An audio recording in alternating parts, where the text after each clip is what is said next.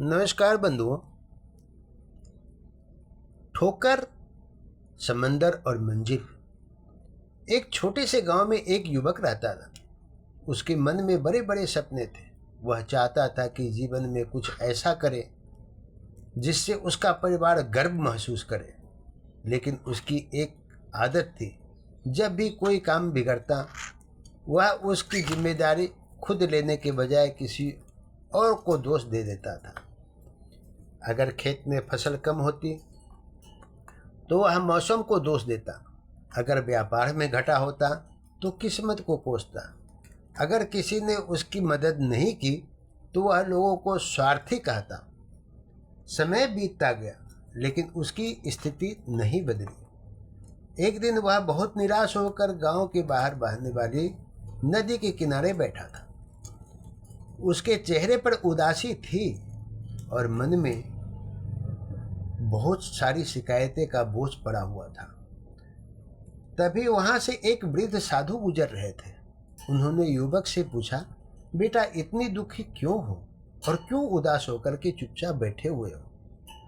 युवक बोला, मेरे साथ कभी कुछ अच्छा होता ही नहीं है। किस्मत मेरा साथ नहीं देती। लोग भी मेरी मदद नहीं करते क्योंकि लोगों से हम हमेशा दूर रहते हैं। साधु मुस्कुराए और बोले, चलो मेरे साथ। दोनों नदी के किनारे आगे बढ़े। वहां एक गांव पानी में डूब चुकी थी।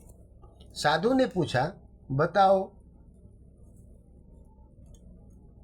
यह नाव क्यों डूबी है? यह गांव क्यों डूब गई है? युवक बोला, नदी की वजह से। साधु ने कहा, नाव तो नदी की वजह से डूब सकती है, या तो समझ में आया। गांव क्यों डूब गई? नदी तो हर दिन बहती है। नाव इसलिए डूबी क्योंकि उसमें छेद था और उसे समय पर ठीक नहीं किया गया था। और गांव डूबी है इसलिए क्योंकि पानी बहुत ज्यादा ऊपर आ चुकी थी। युवक चुप हो गया। थोड़ी दूर चलने पर उन्हें एक किसान मिला। उसके खेत में लहाती फसल थी। साधु ने पूछा, क्या इस किसान की किस्मत सबसे अच्छी है? युवक बोला, शायद होगा। साधु बोले, नहीं, इसकी फसल इसलिए अच्छी है क्योंकि इसने समय पर मेहनत की, खेतों को सींचा और कठिनाइयों का सामना किया। युवक ध्यान से सुनने लगा। साधु उसे एक पथरीले रास्ते पर ले गए।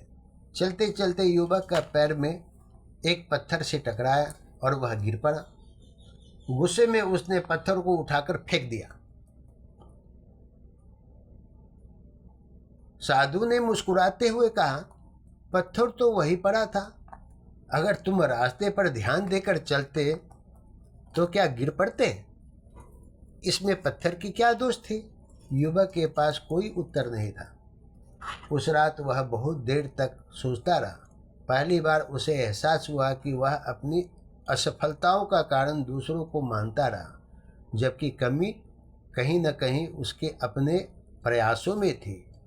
क्योंकि दूसरे पर आश्रित होना सही बात नहीं होती है। अगले दिन से उसने अपनी सोच बदल दी। अब वह शिकायत कम और मेहनत ज़्यादा करने लगा। असफलता मिलने पर बहाने नहीं बनाता बल्कि अपनी गलतियों को सुधारता था।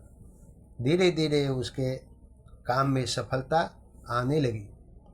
लेकिन जैसे जैसे वह आगे बढ़ा, लोगों की बातें भी बढ़ने लगी। कुछ लोग उसका मजाक उड़ाते थे और कहते थे, इससे कुछ नहीं होने वाला है, इससे कुछ नहीं होगा। कुछ लोग उसकी प्रगति देखकर जलने भी लगे और कुछ अच्छे भी सोचने लगे। पहले वह इन बातों से परेशान हो जाता था, लेकिन अब वह समझ चुका था कि दुनिया का स्वभाव ही ऐसा है। जो गिरता है उस पर भी हंसते हैं और जो चलता है उसको भी देख करके मुस्कुराते हैं। जो उठकर आगे बढ़ता है लोग उससे ईर्ष्या करते हैं। इसीलिए उसने लोगों की बातों के बजाय अपने लक्ष्य पर ध्यान देना शुरू कर दिया। वर्षों बाद वही युवक गांव का सबसे सम्मानित व्यक्ति बन गया। एक दिन किसी ने उससे पूछा, तुम्हारी सफलता का सबसे बड़ा रहस्य क्या है? वह मुस्कुराया और बोला, जब मैं डूबता था तो समंदर को दोष देता था, जब मैं गिरता था तो पत्थरों को कोसता था, और जब मैं हारता था तो अपनी किस्मत को बुरा कहता था। लेकिन जिस दिन मैंने अपने भीतर झांक कर अपनी कमियां को स्वीकार किया, उसी दिन मेरी मंजिल की यात्रा नई शुरू हो गई। दुनिया को बदलने से पहले खुद को बदलना पड़ता है। दुनिया बदलने वाले बदलते ही रह जाते हैं, लेकिन जो अपने आप को बदल लेता है वही बदला सही होता है।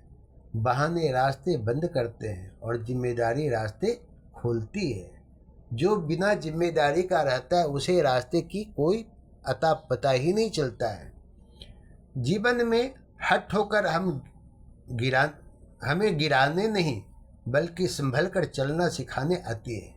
जो व्यक्ति अपनी गलतियों की जिम्मेदारी स्वीकार कर लेता है उसके लिए सफलता के दरवाजे स्वयं खुलने लगते हैं। दुनिया क्या कहेगी इसकी चिंता मत कीजिए, क्योंकि दुनिया नाकामयाब पर हंसती है और कामयाब से जलती है। इसीलिए लोगों की आवाज़ नहीं, अपने कर्मों की आवाज़ सुनिए। वही आपको मंजिल तक पहुंचा देगी और वही आपको सही मार्ग भी दिखाएगी। आप भी खुश रहेंगे, आपके परिवार भी खुश रहेंगे, आपके बच्चे भी खुश रहेंगे। इसीलिए ईमानदारी और सही मार्ग पर चलने का प्रयास कीजिएगा। अगर आपको ये कहानी अच्छी लगी हो तो अपने बच्चों को भी ज़रूर सुनाइएगा, आप भी सुनिएगा, अपने परिवार के सारे सदस्यों को सुनाइएगा, अपने सगा संबंधियों को भी भेजिएगा। लाइक शेयर सब्सक्राइब करना नहीं भूलिएगा। धन्यवाद। फिर मिलेंगे आपको एक और नई सुंदर सी कहानी के साथ।